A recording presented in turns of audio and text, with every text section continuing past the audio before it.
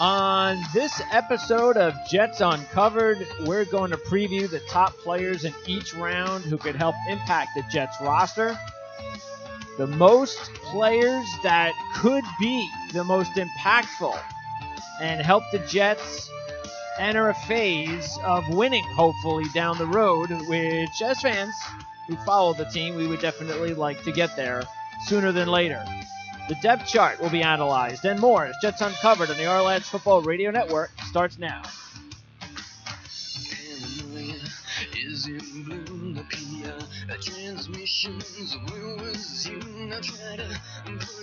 All right, Monday, April 23rd, 2018. I'm Greg DePalma. Welcome to another edition of Jets Uncovered on the Ourlads Football Radio Network at ourlads.com. And we have been waiting for this day for quite a long time. This is actually part two of the big offseason for the Jets. Free agency was part one. So we are just about a week away, really, if you think about it, from this time next, because we'll probably be doing, you will have coverage, by the way, just so you know, out there on Saturday night after the third round. Once the Jets picks are in, we'll be doing a show on Saturday night. And so you'll have the opportunity to listen to our analysis and get all the information regarding how the picks look and so forth late Saturday night, and available to you Sunday, of course, Monday morning, if you prefer to listen to it then after or on your way to work. So anyway, fact is this is it. This is what's going to be the deal for the New York Jets. There won't be no more major moves after the draft. Maybe a little deal here, a little deal there. But the roster is going to take shape now, especially once we find out who the quarterback is going to be. As I welcome in Jan Levine. Jan, this is something that we have been we've been on top of a lot earlier than anybody else months ago, wanting Baker Mayfield to be a New York Jet. And I know that's not the consensus necessarily by a lot of the Jet fans, but that's okay. That's not their job. It's our job to make sure that we give them the best information on which one of these quarterbacks should be the best for the New York Jets. And we've said all along it's Baker Mayfield. We would accept Josh Rosen as a backup.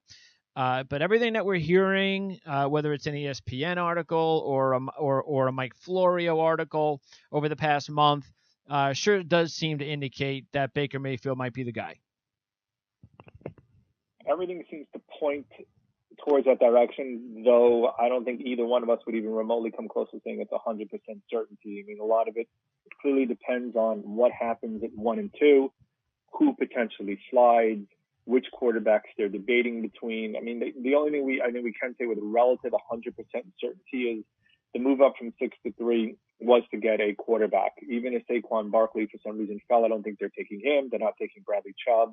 They're not taking Nelson, the offensive lineman from Notre Dame. I think we can all say with fairly 100% plus certainty that quarterback is the target. Now, who that quarterback is going to be, you and I both have our preference and have made that preference very well known for several months, as you noted. But it's not necessarily a guarantee that the person that you and I prefer will be the guy who they select on Thursday night. But we're inching incrementally closer. It'll be very interesting to see if there are any other trades that take place in terms of teams trying to get up to 1 or 2. And it doesn't look like Cleveland is going to move it, though there is some whispers and have been for a while that the Giants may move their 2 pick. So I do foresee Dave Gettleman staying at that 2 pick and making that pick. And then what you'll start seeing with a lot of the migration and the movement take place afterwards at 4, 5, and 6, kind of depending on who's still there, especially with maybe Buffalo looking to move up from 12 to get one of the top 4 quarterbacks in the draft.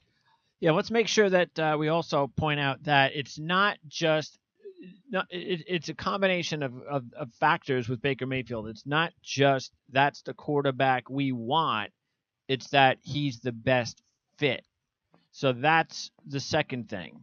So even if I didn't, I mean, look, we would tell you straight out, if one of these quarterbacks was better suited for the Jets, whether it's the New York market, whether it's their system, then I would sit here and say, hey, you know what? I wanted Baker Mayfield, but I know he's not going to be the guy. It's sort of like Josh Allen. I mean, I still to this day can't believe that Mel Kiper still thinks Josh Allen's going first. So and he seems to have this love affair with Josh Allen, and he thinks Baker Mayfield's going to the Dolphins at 12. I mean, are you insane? But that's the way he thinks, and that's where other people think that other quarterbacks, all these four, can go in any direction. And so my point is that if it was Josh Allen, then same thing. I would say, well, look, Josh Allen, he's my favorite quarterback, but I know he doesn't fit with the Jets, so I know that's probably not where they're going to go. They're going to go with Mayfield. He's not my guy. But the fact is, Mayfield's my guy. Mayfield's our guy, and Mayfield is the best quarterback for this franchise, as we've stated before, not just because of the way that he throws the football with his high completion percentage. It's going to go with the West Coast offense, but also the fact that he's much better suited for the New York market than Josh Rosen, and the fact, as we've said before, too, that I'm sorry, you can say it was a little bit of immaturity or not, but Josh Rosen, when you come out and you bash Donald Trump and the owner of the Jets is basically his buddy, I'm sorry, it ain't going to work out. I take a lot of what players say on Twitter these days with a grain of salt. I mean, there's been issues with the Rangers with Anthony D'Angelo making stupid comments in hockey. Yeah, but what would the media do, though? That's the point, though. Don't you? But we understand how the New York media will twist it around, and they'll take that and twist it into them every chance that they can get once there's a little bit of an issue, and there will be, because there always are with rookie quarterbacks, and that's the whole. I'm not saying I believe that that's how he is. I'm just saying that that's baggage to the media in New York. You just can't put it in there, especially with the political climate we deal with today.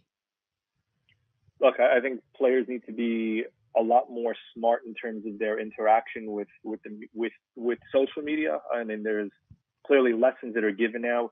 One of the rookie symposiums topics that are covered when the players are coming into the league is how best to use social media and how not to use social media. Personally, in my opinion, look, making a comment like that is probably not the wisest comment. I think both of us will agree. I don't think that precludes anyone from being drafted regardless of what the owner thinks. And I think that an owner of a team or a GM of a team has to select a player that's the best fit. And I do think, though, that personality plays a key role in it. And that's why a lot of the questions that we've heard about Baker Mayfield concern his quote-unquote attitude, whether or not he's Johnny Manziel 2.0. Are you going to have the same issues you had with him that you had with Manziel? And everything you've seen and written and heard shows that the two of them are fairly diametrically opposed in terms of their love and passion for football and the way that manifests itself on the field. So I don't think, to me, that should be a driving factor as to whether or not the Jets select Mayfield. I mean, we talked about this. I personally would not have a major issue if Josh Rosen was selected, based upon I do think he has a tremendous amount of upside. I mean, the same thing you can say about Sam Darnold, though I do think there's question marks, but there's question marks about all of the big four. I think there's question marks about the top six. I don't think there's a consensus number one or number two or number three, as we've seen from the various rankings, though what you've seen from Ourlads and Pro Football Focus is there's a pretty good determination by those bodies that, based upon film work and everything else, that Mayfield is the top quarterback in the draft. But you look at others, and as you said, certain mock drafts have Mayfield sliding to 11, to the Dolphins sliding to 12, to the Bills. So it's very clear that there is no consensus number one or number two or number three or number four. If there was, then it would be very easy who Dorsey would be taking number one for the Browns. And it would be very clear who the Giants are taking number two. Though I do think that at the end of the day, Gettleman is going to take Saquon Barkley, just given what he could mean to that offense. You put the weapons around Eli, and they think Eli has another year or two at a minimum left to be that starting quarterback. Well, and look, by the way, the other thing too is people want to talk about potential issues with Mayfield. The same thing applies with Rosen, which has nothing to do with New York, which is his love for the game. So that's another thing that you have to think about. He could say all he wants about I love the game and this and that, but it's there. Same thing with the Mayfield thing. And you know what? It might be true. It might be not true, but it's the same type of little baggage that he's going to have to deal with that nobody's going to know. It's a crapshoot. I will say, though, and I've said it before, Rosen would be my second choice. He would be my clear second choice. I don't really trust Sam Darnold. He could be a good quarterback. I just don't trust him. He's too many turnovers. And I don't trust Josh Allen. I think he's going to take too long. It's going to take a couple of years. He's got a lot to work out, and he's going to have to go to the right place. So they could be good quarterbacks, but Mayfield and Rosen, I think, are the top two, and we've said this before. So either one, I'd be happy with. Mayfield's the guy, and then we'll go from there. As far as the Giants, by the way, if I'm the Cleveland Browns, unless the Giants are absolutely 100% in love with Saquon Barkley, and don't even bother calling us about moving this pick. If I'm the Browns, I'm going Giants. What do you want? And we'll give it to you. And then if I'm the Browns, I'm moving up from 4 to 2, and I'm taking Barkley. And this way I'm getting Darnold and Barkley. The Giants can get a bunch of more draft picks. Plus, they won it with the player they probably would have taken anyway if it's not Barkley, meaning Bradley Chubb, a player like that, or even a Quentin Nelson.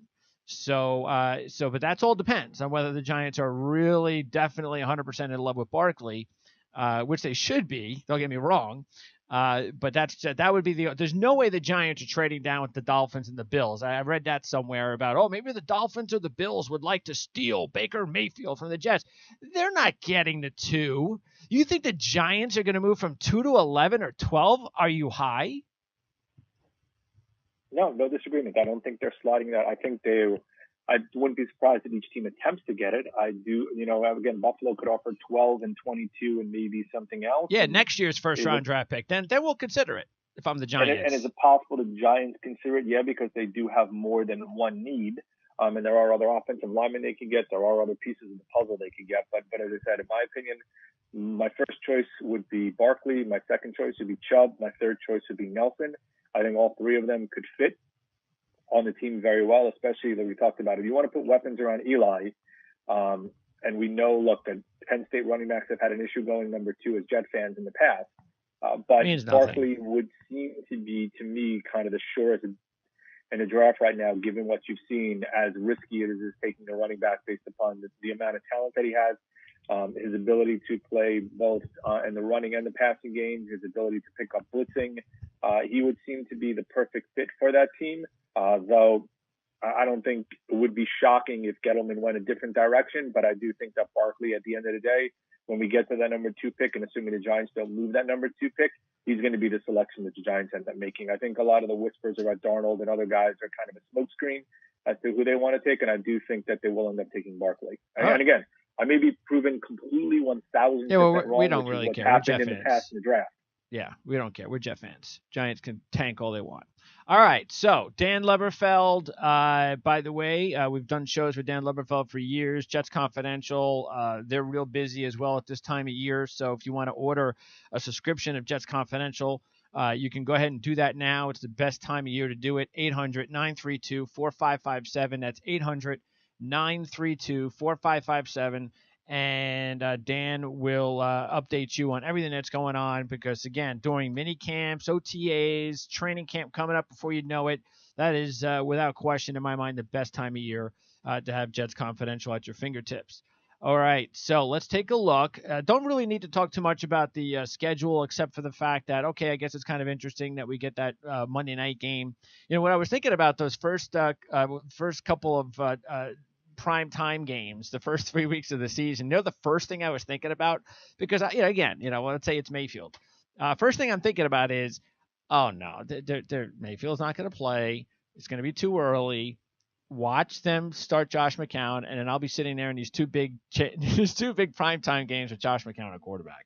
So anyway, that was the first thing that popped into my head was, all right, yeah, big primetime game. Oh yeah, Josh McCown. Okay, not excited. Anyway, but it is good that we get some primetime games. Other than that, we get the Patriots to end the season again next year, and don't have to play them though. I guess until week 12. Yeah, I'm tired of seeing the Patriots. I understand the rationale for having the Patriots, and I think the Jets also may have a flex game. Possibly, I think it's week 15 if I remember correctly, or week 16 of the end of the season. So I think they are expecting the Jets to be improved, which is why they are potentially a flex game. I do also, ironically enough, find it ironic they're playing the Packers at the end of the season. So there are a ton of Packers fans in New York. I was actually just talking to one of them over the weekend. I was saying, "Oh, are you planning on going into the game?" He's like, "Yeah, we'll see." There's a lot of Green Bay fans in New York. And if the Jets are much better, then it may be very difficult for those Packer fans to get tickets, which is what we're hoping. And if the Jets are going through another rebuilding year, but showing some promise, but it's just not the record that we all would like to see, then you could have that stadium filled up with all the Green Bay faithful that are in the New York area, which there's a lot of them, going to go see the Packers, who may be a key game for them at the end of the season before the Jets finish against New England. So kind of interesting the last couple of games of the season as to who they face and the ramifications of each one of those games in terms of from playoff positioning, next year's draft, interest level within the fan bases that are located in New York as well. And Nick Mangold, is he a surefire Hall of Famer? I think he's definitely in the mix to be a Hall of Famer. I mean, if you look at the offensive linemen that have made it, and you looked at Kevin Mawae, who in my opinion should be a Hall of Famer, is still waiting to get in, and you're saying the same thing about Alan Faneca, who also, in my opinion, should be in the Hall of Fame. I think Mangold is better than those guys, though. I don't know if he's better than Mawae. I love Mangold, and I was a huge Mangold. I mean, obviously, you look at the draft, and when we got Mangold and Brickashaw Ferguson was one of the best drafts Jeff ever had, and both of them should be in play for the Hall of Fame, but especially Mangold. Kevin Mawae was an awfully good offensive lineman center, who, in my opinion, was dominant on at least two different teams, who had a little bit of a longer life cycle than Mangold did. Although I will say when Mangold was at his prime, he probably was better than Mawae. But in my opinion, I think both of them. I think, first of all, it's clear he's definitely going into the Ring of Honor along with Ferguson. That's a no-brainer. In terms of the Hall of Fame, given that we've seen the difficulty of offensive linemen getting in and the length of time for them to get in, I do think it's going to take him a bit of time. I think he's a borderline play.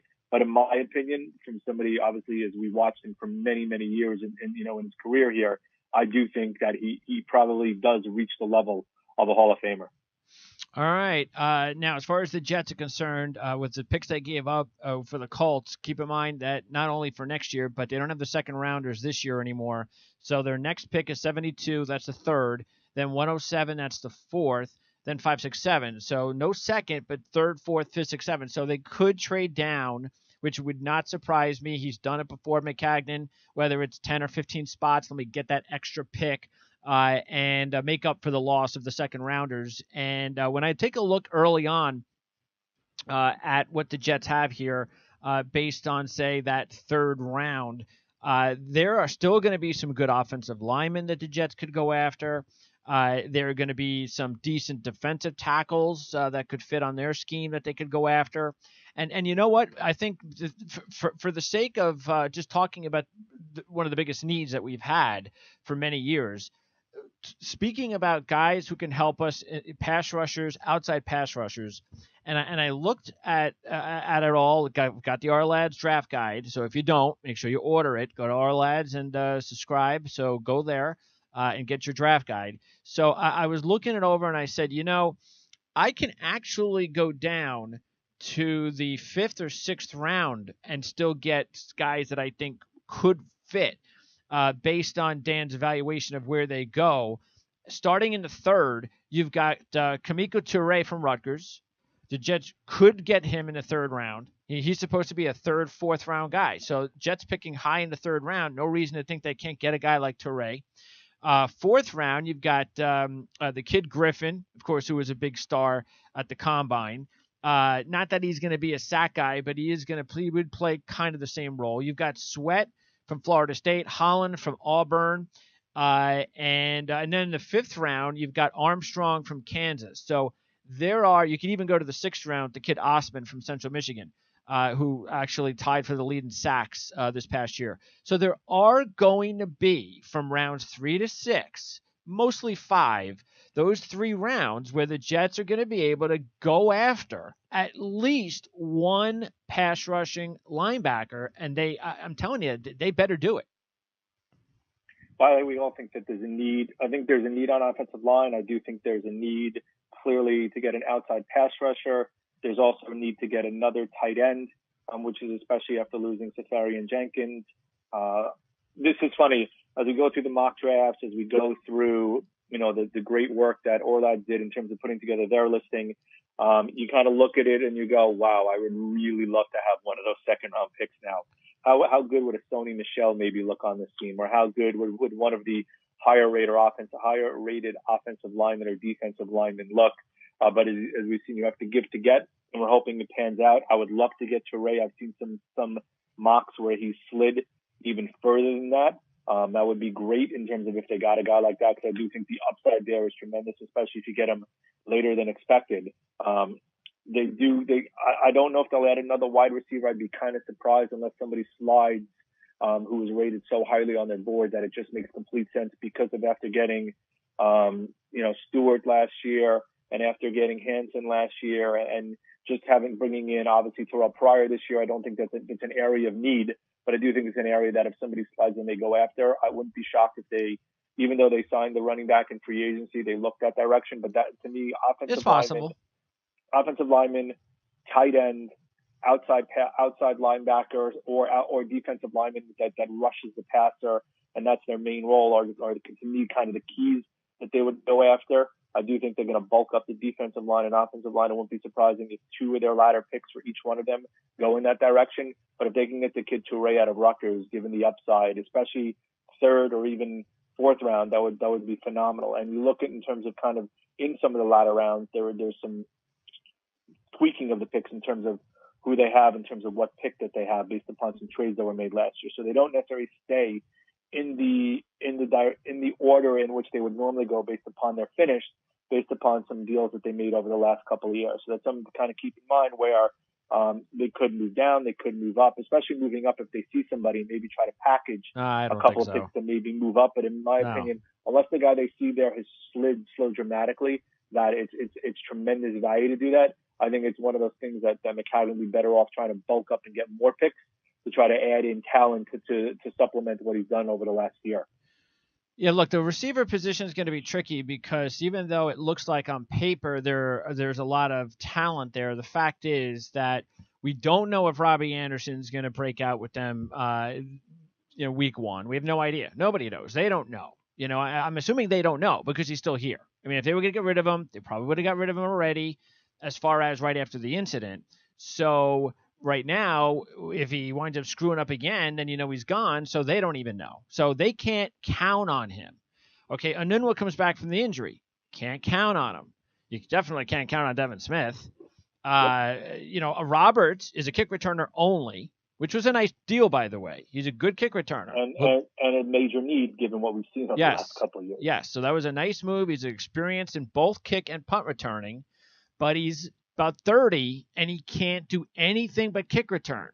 The point is that while I'm trying to go over this receiver thing, don't just forget about either a DB or a receiver that could also double as a returner, because if they go out and all of a sudden find themselves, I didn't believe this guy was going to be here. I didn't believe Dante Pettis was going to be here, or one of these really good returners / receiver prospects. You grab him, and then you just cut Roberts. It's no big deal. I mean, you're not going to lose anything. So it's not set in stone that he's going to be there. But it's good to have him in case that's the way you go. They also brought up, of course, that Charles Johnson as well was there. You mentioned Pryor. So, yeah, these are and the two rookies from last year. There's talent there. There's a lot of talent there, more depth than we've seen in a long time. But there's a lot of question marks. And also what we talked about at the receiver position, we don't still really feel we've got a true number one. So there are going to be some decent receivers that you can pick up as late as the third or fourth round that have ability to possibly be a number one.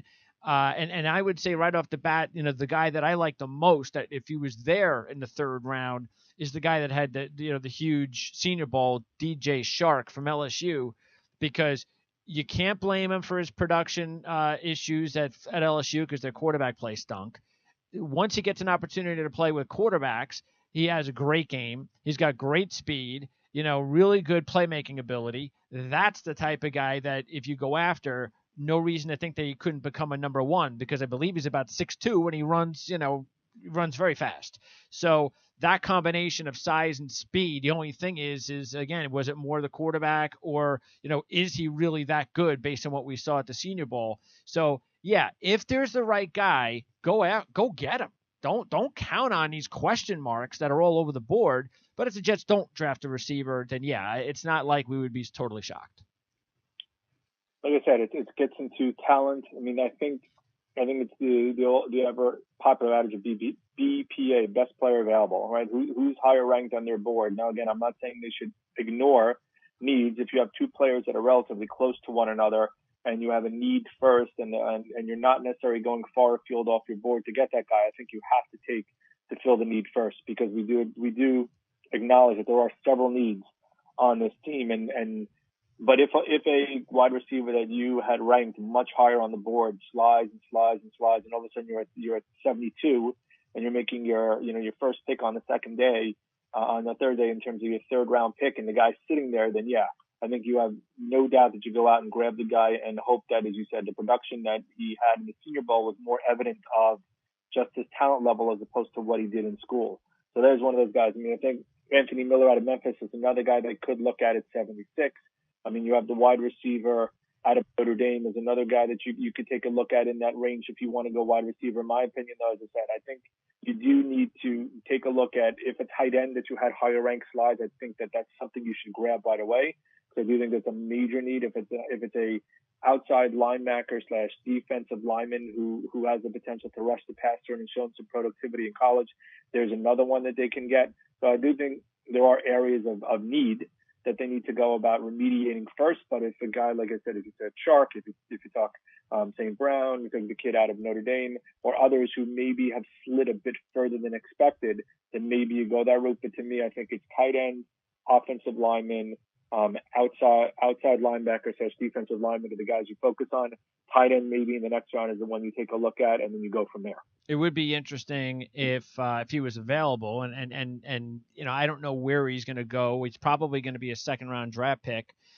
I just don't see him dropping to the third round. But if Mark Andrews dropped to the third round, that would be kind of funny to have Baker Mayfield. Yeah, I would be skipping if Mark Andrews slid that far.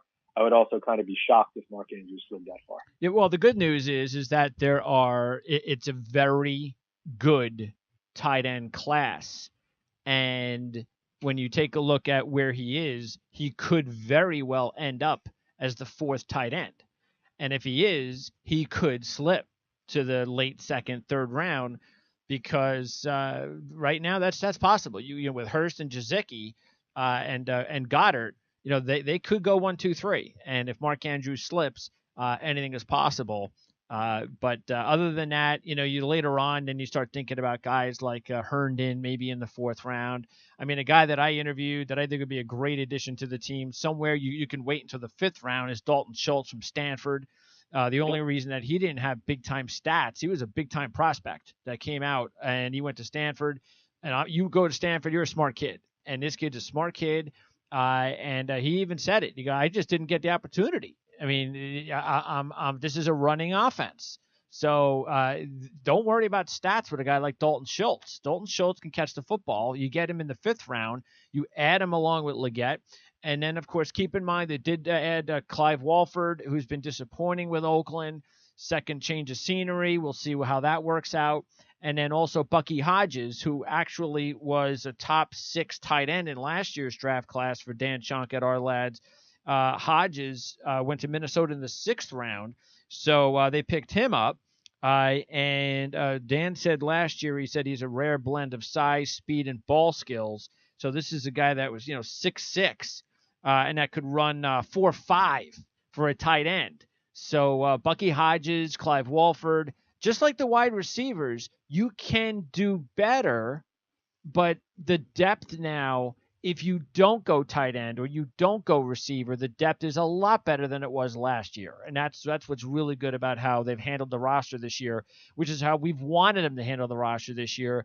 Don't go after quality, go after quantity. Sure, they hit the home run with Tremaine Johnson, but everything else besides Tremaine Johnson and maybe Avery Williamson has been quantity. And that includes adding guys like Pierre St. Louis, who's going to be probably one of the top special teams linebackers on the team. You bring him in, you bring in Hewitt, you re-sign Miles. Josh Martin is an elite special teams guy. You signed Roberts. That's been an issue for the team the last couple of years, has been special teams. Now, all of a sudden, they've got more special teams talent than they've had in a long time because they've been able to go out there and spend their cap wisely and not throw $80 million. I know they wanted to, but hey, I think we're all very fortunate they didn't go out and spend all that money on Kirk Cousins because that gave us the opportunity to spread the wealth. There's definitely options. Like I said, if Andrews is there, I mean, also they have to figure out what is the true upside and what do you think you're going to get out of Legette, who you drafted last year? And that's the piece we all don't know about at tight end. Yep, Look, they we don't know. Very comfortable with him as potentially going to be your starting starting tight end next year. I do think you need some depth, even despite what you did in this offseason. But if you're not 100% sure, not fully confident that he's going to be your number one, and then by all means, and you need to be aggressive within reason in terms of who you go about pursuing in the draft this year because of the other needs. And you also have to factor in that you've moved 2 draft picks this year that could have been used to fill those positions, and you've also moved the draft pick next year. So all that has to get factored into the equation when you go ahead and decide who you're going to end up drafting this year. Not that it should drive it, but I do think if you're evaluating a player of need versus a player in a position where you may not have a need, and if everything's factored in terms of upside, in terms of impact, in terms of longer-term ramifications are all relatively even, I think there you might go for need as opposed to a player who you might have taken if you had another pick in the second round of the draft this year. All right, so where are you going to be when the Jets are making their pick on Thursday? Because we're going to talk right around, I'd say, probably 9 o'clock Eastern time. The Jets should have definitely drafted by then. No way that they're not going to draft by 9 o'clock. So that'll give the fans an opportunity to get the draft, soak it in, get the interviews, all that kind of stuff. And then hopefully 9 o'clock, that's our target time to be on the air. It will be 9 o'clock Eastern time. So where are you going to be? Right around, I guess, 8:30-ish? That's probably when the Jets will pick, somewhere give or take. Somewhat up in the air right now. I do have something in my daughter's school that night my older daughter's school at about 7 o'clock at night. I'm hoping it takes about an hour. So right. I'll either be in the car with your phone, with my wife driving and following it on one of the apps, because obviously you'll be able to watch the NFL Network or ESPN on the app. Okay. Or I'll be home in front of the TV set and waiting to see which person on Twitter breaks it before you actually see it on TV. Yeah, which I know that they're trying to restrict happening this year, but in the past it's happened very frequently. So I will be watching on some form of medium before the pick gets made, and obviously watching the first 2 picks, which could have some impact on who the Jets take number 3. All right. Well, one way or another, again, the likely scenario, unless the Browns and the Giants shock us all and don't go with Sam Darnold, it's going to wind up being Rosen or Mayfield, and you know who we want. So if we get a hold of this Baker Mayfield kid, it's going to be a nice Thursday night. So Jan, I appreciate it. And we'll talk to you on Thursday night right around 9 Eastern, and hopefully it'll be a good talk. I'm hoping, again, like it's the next, just about 3 days or so. We're a little less than, a little more than 3 days away, given it's Thursday night and we're taping this on Monday. Should be very interesting to kind of see the additional whispers that come out. Are there any trades that will impact in terms of moving out? Will any last minute news, sort of like the Laramie Townsend impact from a couple of years ago, come out that has an impact on one of these players? And that's what I think teams and agents right now are concerned about is there any additional information that we are not aware of after evaluating all these players like crazy that we need to know about before the pick gets made? But hopefully we are not in this situation the next several years in terms of picking this high again. Oh, yeah. I'm hoping that this is the driving factor that pushes us to the direction that we all hope we're going in. I do think we both are fairly confident that Maccagnan and hopefully Bowles are the right guys to lead us there, and they're starting to rebuild that roster in the direction we need to go in. And the final piece of the puzzle is the quarterback position. So whoever it is, let's just hope that he's the right guy. That's it. Bottom line. And if we got the right guy, then we're on our way. So, Jan, appreciate it. We'll talk to you on Thursday night. Sounds good. Looking forward to it. All right. That's Jan Levine. And by the way, Jan will be with me as well either Wednesday or Thursday, we talk hockey with Jan, and it all depends on whether or not there's game sevens in the first round of the NHL playoffs. So we'll be on the air either Wednesday or Thursday to preview the next round of the NHL playoffs on Prime Sports Network. That's where we have these shows produced for ourlads.com, of course, and all of our shows are on demand at ourlads.com. We also have them on demand as well as Prime Sports Network, but Our Lads, of course, is where all of our football programming comes through and content, and that's the main gig here for football, both pro and college. And but anyway, check that out a little bit later on in the week. But we'll talk to Jan on Thursday night at about 9 o'clock. Now, I just want to let everybody know that if you go to the depth chart page, the Jets depth chart page at Our Lads, I'm going to be putting together a sort of like a list of the players and the positions that I think the Jets should be targeting. I believe the Jets will be targeting, and the players at those positions that I think the Jets should go after. So, for instance, if we're talking like we just said, let's say it's the third round, if a Mark Andrews were to slip, all right, well, he fits there then. Then Jets need a tight end. If Andrews slips, then that is definitely a guy that the Jets can go after in the third round. And I'm going to be listing like about 5 offensive linemen that if they were to slip, a couple of receivers, some defensive linemen. We mentioned Teray. So players like that at the positions in the third round, the fourth, the fifth, the sixth, and the seventh, where these players are everybody believes they're going to go, including, of course, Dan. And that's another reason you want to get the draft guide, because the draft guide not only has the player profiles, but Dan lets you know which rounds he thinks they're going to go or should go. Second, third, fourth, fifth, sixth, seventh, and then the priority free agents, a long list of priority free agents too. So, but anyway, I'm going to put that together. Hopefully it'll be on the depth chart page Monday, no later than Tuesday. And then this way, when you do go to the depth chart page, check and see what the Jets are looking for. You'll have it right there at your fingertips, and you'll be able to see what we have there. And then we'll also provide a link so you can instantly check out our shows. So now this is what we're scheduled to do as far as the shows. Now for the Jets Uncovered, we've got Thursday at around 9 o'clock, as we said. So pretty much right after the Jets pick, we do a show and we talk about it. Then we're going to do a Saturday night show. Now, the Saturday night show will recap the entire draft. So Jan and I will, and the reason we're doing it on Saturday night is this way we can get it in the books. It's available online. You can listen to it whenever you want. You don't have to wait until Monday or Tuesday or whatever to listen to it. So, because I know as a fan myself, I know like something happens, the draft is over, or I got to get my fix. Where do I go? I want to find out about whether or not we got the right picks. So that's why we're doing it on Saturday night. I know you're probably not going to tune in on Saturday night, and I know you're probably not going to check out on demand on Saturday night, but it'll be available for you in case you want to.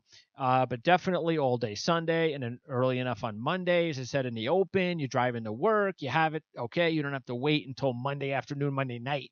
So that's the reason we're getting it out to you Saturday night. Then for the NFL shows with Dan Shanka, we're going to do Thursday at 1 o'clock, so Eastern time. So Dan and I are going to update everything going on in the NFL. We had our mock draft show last week, so you can check that on demand. But we're going to go ahead and talk NFL about everything that's going on. We'll update the rankings and anything else. So I've got a lot to talk about with Dan on Thursday at 1. Okay, then we're going to do a show Friday at 3. So the Friday at 3 show is going to be a first round recap, second round preview. So I'll talk to Dan about the big stories of the day from day one, and then which players are left that should be targeted especially early on in the second round, and then anything else that's going on at that point.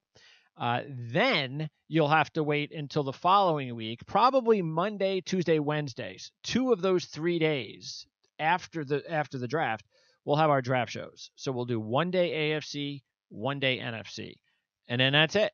And then the draft programming is over.